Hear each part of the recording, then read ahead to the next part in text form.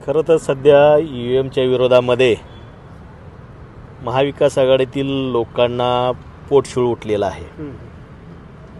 खरं तर ईव्हीएम ही जी प्रणाली आहे ही अतिशय पारदर्शक आहे आणि याच्यामुळे प्रशासनाचा वेळ वाचतो आहे आणि अतिशय पारदर्शक या ठिकाणी मतमोजणी करून एक चांगल्या पद्धतीनं लोकशाही रुजविण्याची भूमिका किंवा याच्यामध्ये बोगस न होण्याची शक्यता शून्य आहे।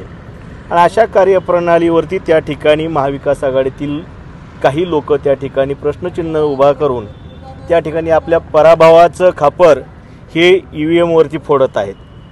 परंतु आपण लोकसभेला पाहिलं, महाविकास आघाडीला त्या ठिकाणी एक चांगल्या पद्धतीनं मताधिक्य मिळालं, एक चांगला रिझल्ट मिळाला। त्यावेळेस मात्र महाविकास आघाडीच्या लोकांनी त्या ठिकाणी ईव्हीएमबद्दल प्रश्नचिन्ह उभा केला नाही।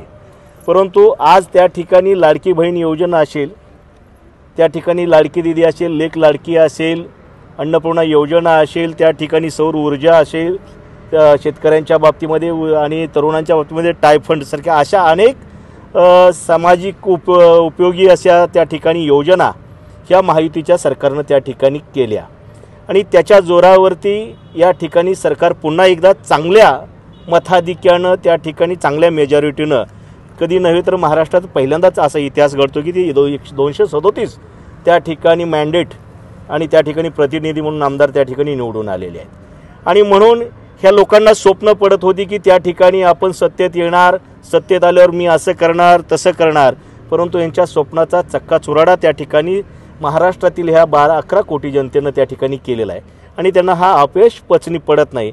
म्हणून त्या ठिकाणी अपयशाचं खापर किंवा आता कुठल्या तोंडानं आपण जनतेसमोर जायचं किंवा त्या ठिकाणी आपण अनेकच्या वल्गलना केलेल्या आहेत, त्या वल्गलनाला कशा पद्धतीनं सामोरं जायचं हा त्यांच्या पुढचा प्रश्न आहे। म्हणून त्या ठिकाणी ईव्हीएमवरती त्या ठिकाणी प्रश्नचिन्ह निर्माण करून आज त्या ठिकाणी जनतेला एक वेगळ्या पद्धतीनं दिशाहीन करण्याची भूमिका आणि लोकांना रस्त्यावर उतरून कायदा व सुव्यवस्था निर्माण करण्याची भूमिका हे आज एवढ्या जाणत्या नेत्यांनी महाविकास आघाडीच्या केलेली आहे।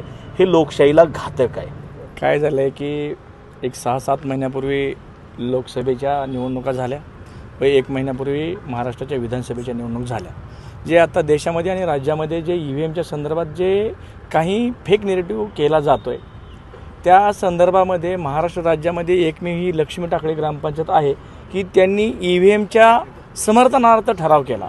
12/12/2024 रोजी हे शुभमुहूर्त साधून 12/12/2024 शुभमुहूर्त साधून टाकळी ग्रामपंचायतीने एकमताने सभागृहामध्ये हजर असलेले 15 सदस्यांनी एकमताने ईव्हीएमच्या समर्थनार्थ हा ठराव एकमताने पास केला।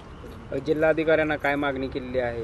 नाही, काय झालं, जिल्हाधिकारी महोदयांनी जे परवा 3-4 दिवसापूर्वी जी पत्रकार परिषद घेतली होती ती अतिशय योग्य होती।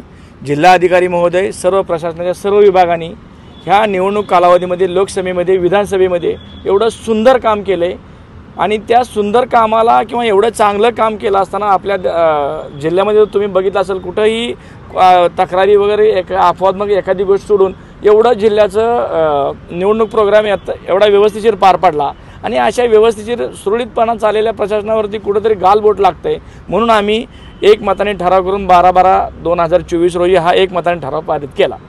आणि विशेष म्हणजे असं आहे की खरं तर जर ईव्हीएमवरती यांची शंका असेल तर आज एकाच पक्षाचे 4-4 सदस्य निवडून आले ना साहेब, 4-4 आमदार निवडून आले, असं नाही आहे ना। ठराव काय नेमका? ठराव असंच आहे की इथून पुढच्या काळामध्ये ईव्हीएमवरतीच मतदान घेण्यात यावं आणि ते पारदर्शक आहे। गोरगरीब दलित वंचित लोकांना वंचित असलेल्या लोकांना सुद्धा त्या ईव्हीएमद्वारे न्याय मिळतोय। गुंडागर्दी दादागिरी अशी चालत नाही, ईव्हीएममध्ये सर्वसामान्य लोकांना न्याय मिळतोय। हीच आमची सरकारला एवढी मागणी आहे।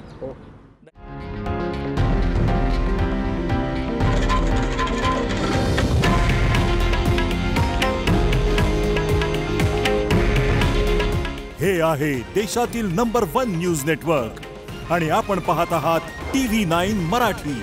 काळजी तुमची, हित महाराष्ट्राचं।